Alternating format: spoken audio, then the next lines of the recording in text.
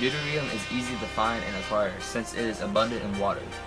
Tritium, however, is much more difficult to attain. In the movie, Dr. Octavius conveniently gets his hands on a tritium orb.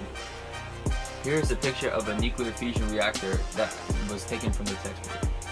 The caption basically says that 24 lasers fire high-intensity lights on the pellet at the center. The pellet is composed of deuterium and tritium. The many layers of the pellet create shock waves which ignite fusion reactions and release energy. This picture has the machine fire a million joules of energy at the pellet in less than a few billionths of a second. The machine also looks very similar to the one used in the movie, just a little bit smaller. The contraption that Dr. Octavius built has magnetic fields which suspend the tritium in the center. He then fires laser beams at the orb, and the lasers immediately heat the atoms. This quickly causes fusion before the atoms get a chance to fly away from each other. At these high temperatures, the atoms are ionized and the collection become what is referred to as plasma. The only thing missing that made the movie inaccurate was deuterium. Deuterium was never mentioned in the movie, and therefore the audience does not know whether or not deuterium was involved in the experiment. Deuterium is essential if you're going to fuse it with tritium. Since the sun is much too hot to touch, Octavius uses his mechanical arms to control the solar flares that spike from the sun.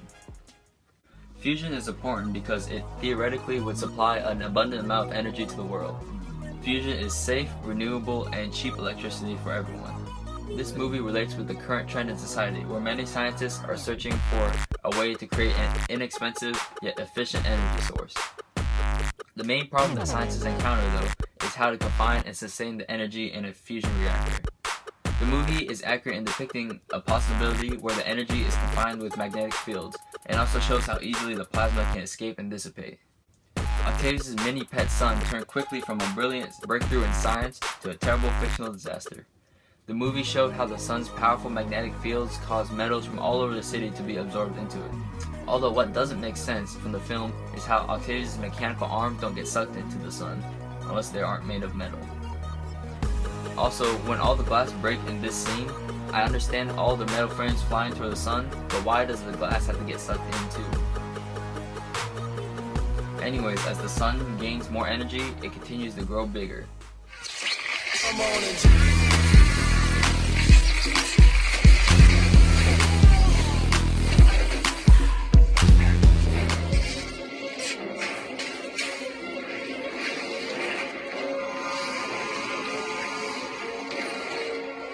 Now what?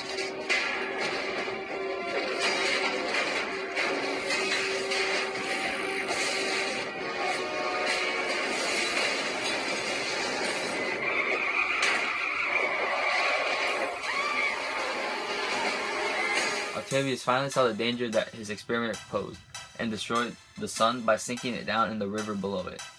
When Octavius' sun went malwire, it would not have blown up and destroyed everything, because the only things that are affected in nuclear fusion is what is inside the area that the reactions are occurring. In other words, it will only grow bigger and suck everything in, but it wouldn't explode. Nuclear fusion is used in hydrogen bombs, however it does not occur in explosions of atomic bombs.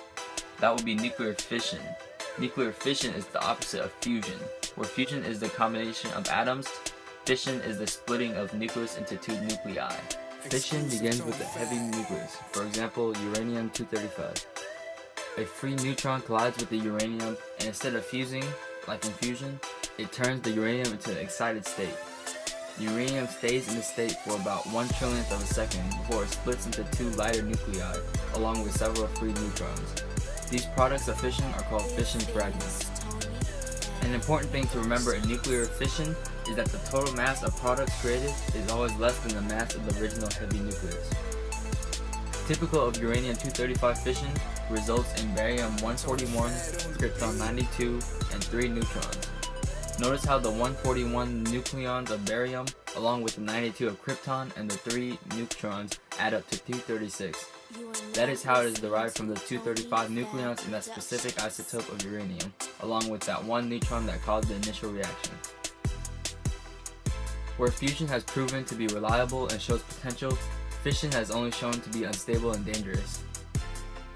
The other main isotope that has shown to be efficient in nuclear fission, besides uranium-235, is plutonium-239.